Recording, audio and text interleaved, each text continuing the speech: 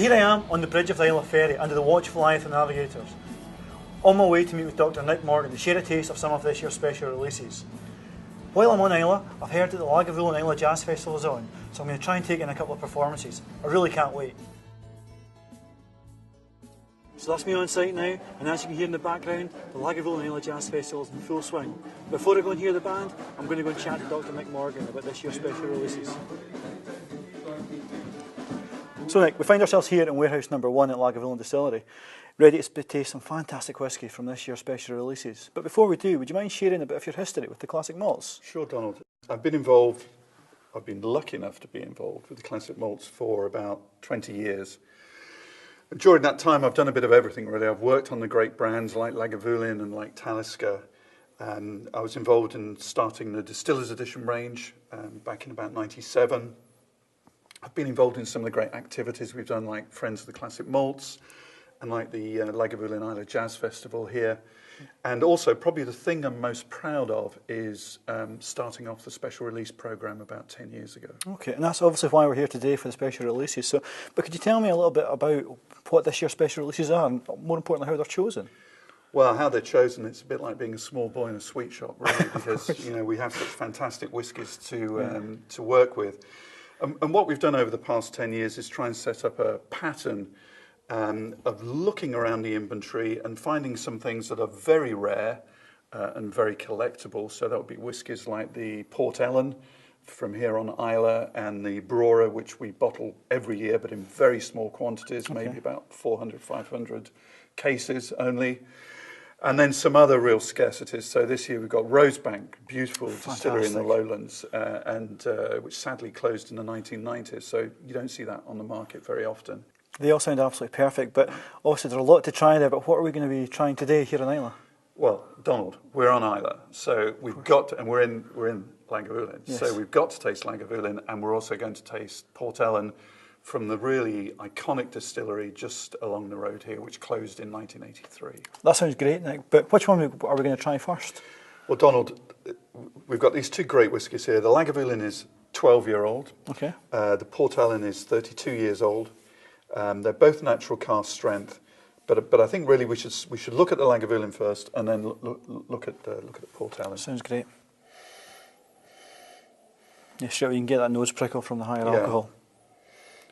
But I think what you automatically get as well is, the Lagavulinness of this. I was tasting new make spirit in here yesterday, and there's a straight line from the whiskey here as it comes off the still to this 12-year-old, and then through to the 16-year-old as well. I think the difference here is that the 12-year-old is a bit brasher, a bit more vibrant than the 16-year-old.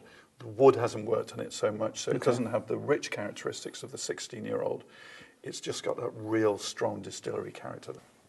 And also what I think you find with this Lagavulin, people talk about Isla whiskies and medicinal character or maritime character, and this 12-year-old for me is like fish and chip paper with that sort of vinegar and salty, really appetizing smell.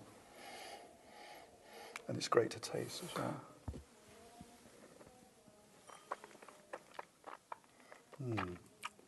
See, that's the other thing that people forget about Lagavulin.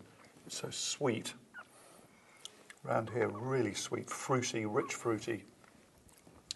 And then you have these phenols releasing. Just comes back into your mouth, and like that lovely sweet burst to begin with, but that lovely smoke, and it comes back into your mouth. It's quite chewy as well. But you see what I mean about the smoke?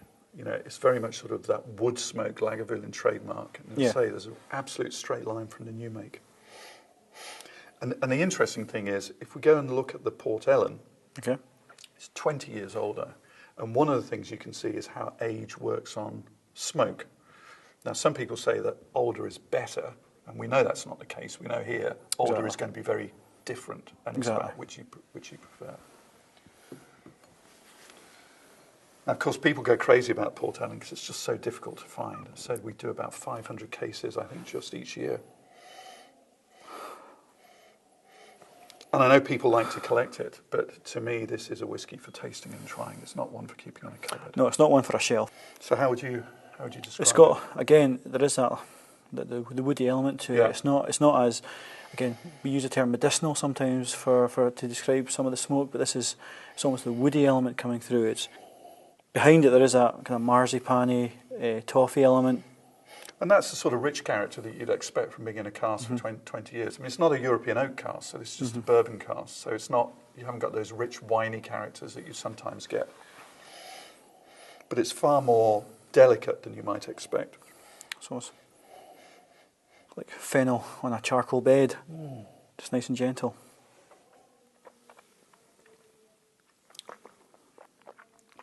Ooh, it's spicy.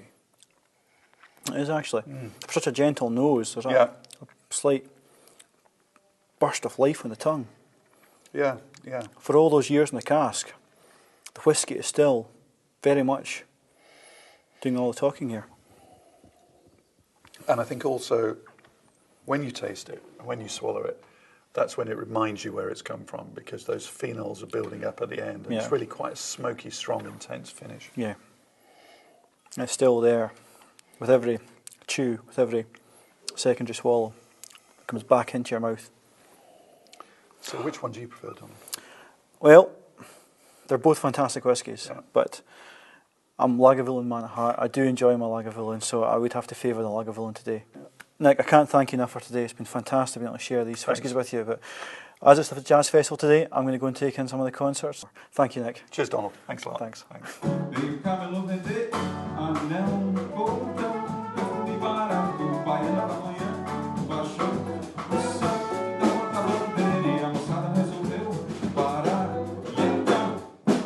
What a great day I've had here on Islay. From this morning, where I've been able to share a taste of some of our fantastic special releases before they've even been bottled, to be able to take in some great jazz performances. So from the gig behind me, I'm carrying on my journey. I hope you can join me. Please feel free to leave your comments in the space below. We'd love to hear from you.